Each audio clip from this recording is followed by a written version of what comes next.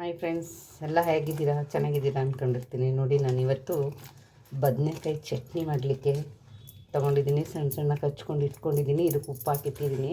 Tomato ತೊಗೊಂಡಿದ್ದೀನಿ, ಈರುಳ್ಳಿ ಮತ್ತು ಶುಂಠಿ ಬೆಳ್ಳುಳ್ಳಿ ಪೇಸ್ಟ್ ಥರ ಮಾಡಲಿಲ್ಲ, ಸಣ್ಣಕ್ಕೆ ಜಜ್ಕೊಂಡಿದ್ದೀನಿ. ಈಗ ಇದನ್ನು ಮಾಡೋಣ ಬನ್ನಿ ಹೇಗೆ. ಈಗ ಬಾಣಲಿ ಇಟ್ಟಿದ್ದೀನಿ, ಸ್ಟವ್ ಹಚ್ಕೊಳ್ಳೋಣ.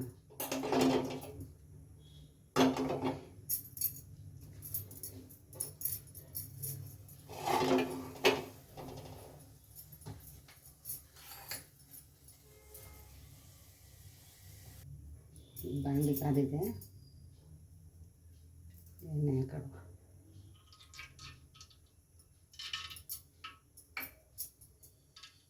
ಎಣ್ಣೆ ಕಾಯಿತು. ಸ್ವಲ್ಪ ಜೀರಿಗೆ,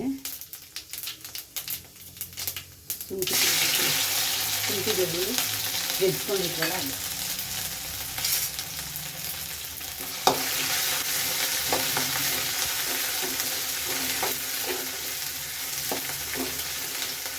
ಇದು ಸ್ವಲ್ಪ ಘಮ ವಾಸನೆ ಬರಬೇಕು. ಮತ್ತು ಸ್ವಲ್ಪ ಹಿಂಗು ಲೈಟಾಗಿ,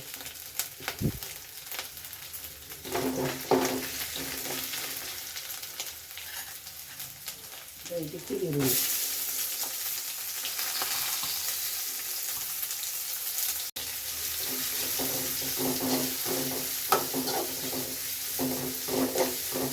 ಸ್ವಲ್ಪ ಹಳದಿ. ಈಗ ಇದಕ್ಕೆ ಬದನೆಕಾಯಿ,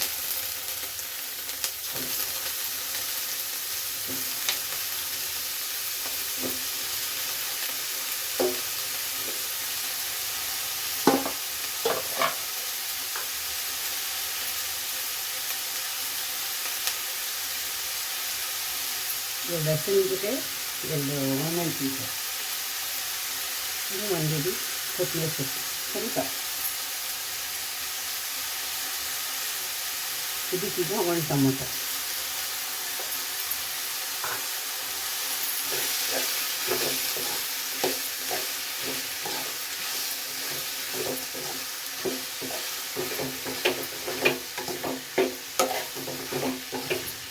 ಇದರಲ್ಲೇ ಬೇಯಬೇಕು.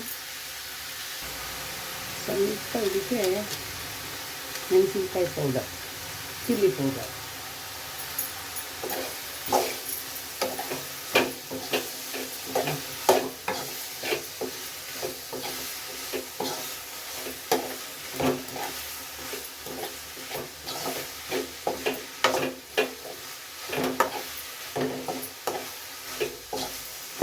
ಬದನೆಕಾಯಿ ಚಟ್ನಿ ಎಷ್ಟು ಚೆನ್ನಾಗಿರುತ್ತೆ ಅಂತೀರ. ತುಂಬ ಚೆನ್ನಾಗಿರುತ್ತೆ. ದೋಸೆಗೆ, ಚಪಾತಿಗೆ, ಇಡ್ಲಿಗೂ ತಿನ್ಬೋದು, ಊಟಕ್ಕೂ ನೆಂಚ್ಕೋಬೋದು. ಇದೆಲ್ಲ ಚೆನ್ನಾಗಿ ಫ್ರೈ ಆಗಬೇಕು. ಚೆನ್ನಾಗಿ ಫ್ರೈ ಆದಮೇಲೆ ರುಬ್ಕೊಂಬರ್ಬೇಕು. ಇದನ್ನ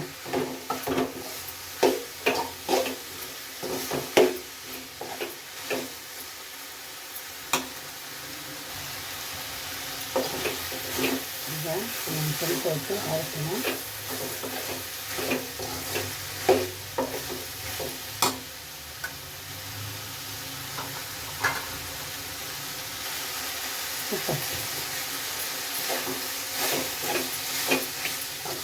ಏನೇ ವಸ್ತುಗಳು ಬೇಯ್ತಾ ಇದ್ದಾಗಲೇ ಉಪ್ಪು ಹಾಕಿದ್ರೆ ಬೇಗ ಬೇಯ್ತಾನೆ.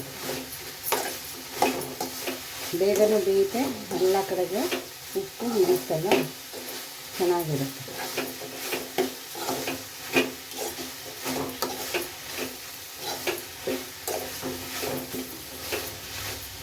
ನನಗೆ ಕಪ್ಪು ಬದನೆಕಾಯಿ ಸಿಗಲಿಲ್ಲ, ಅದಕ್ಕೆ ಬಿಳಿ ಬದನೆಕಾಯಿ ತೊಗೊಂಡೆ. ಎಣ್ಣೆ ಬರಬೇಕಾದ್ರೆ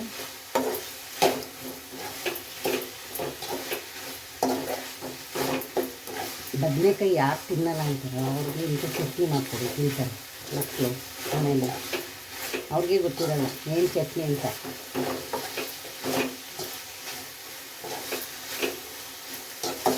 ಇನ್ನೂ ಒಂದು ಸ್ವಲ್ಪ ಹಾಕಬೇಕು. ಅದು ಸ್ವಲ್ಪ ಹಾಕ್ಬಿಡೋಣ.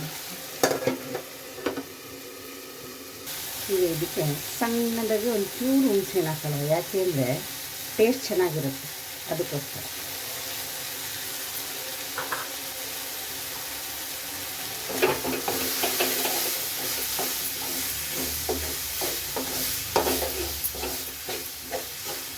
ಈಗಲೇ ಒಂದು ಬಾತ್ ಸ್ಮೆಲ್ ಬರ್ತಾಯಿದೆ.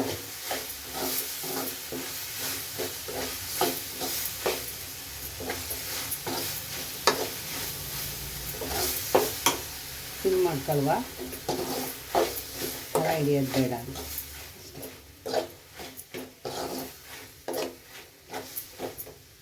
ಮನೇಲಿ ಯಾರಾದರೂ ಇದ್ದರೆ ಅಂದರೆ ನನ್ನ ಮಗ ಇದ್ರಂತೂ ಮಾತಾಡೋಕ್ಕೇ ಆಗಲ್ಲ. ಅವನು ಏನೇನೋ ಮಾತಾಡ್ತಾ ಇರ್ತಾನೆ, ಭಾಳ ಹಿಂಸೆ ಅವನಿದ್ರೆ. ಇನ್ನು ಸ್ವಲ್ಪ ಹೊತ್ತಾಗಲಿ. ಈಗ ಆಯಿತು. ಇದನ್ನು ಹಾಗೆ ಆರೋಕ್ಕೆ ಒಂದು 10 ನಿಮಿಷ ಆಗಲಿ. ಆಫ್ ಮಾಡಿಬಿಡ್ತೀನಿ ಸ್ಟವ್ನ. ಆಗಿದೆ. ಸ್ಟವ್ ಆಫ್ ಮಾಡಿಬಿಟ್ರೆ ರುಬ್ಬಲಿಕ್ಕೆ ಸರಿ ಹೋಗುತ್ತೆ. ಈಗ ಆರಿದೆ, ಇದನ್ನು ರುಬ್ಬುವ.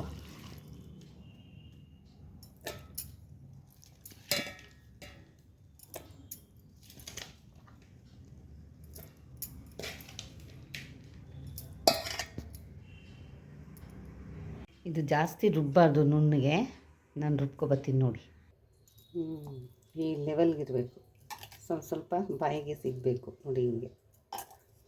ಈಗ ಇದಕ್ಕೆ ಸಣ್ಣದಾಗಿ ಒಂದು ಒಗ್ಗರಣೆ ಹಾಕೊಳ್ಳೋಣ. ಇದಕ್ಕೆ ಸ್ವಲ್ಪ ಸಾಸಿವೆ, ಸ್ವಲ್ಪ ಜೀರಿಗೆ,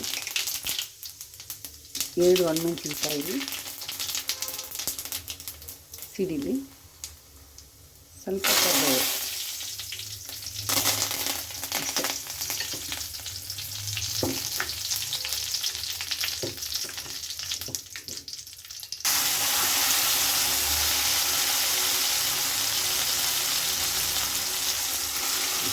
ಚಟ್ನಿ ಅಂತ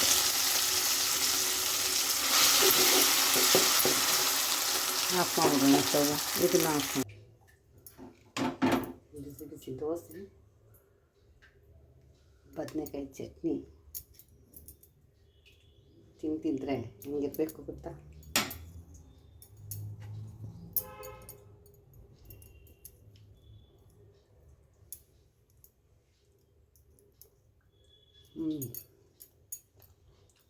ಸೂಪರು.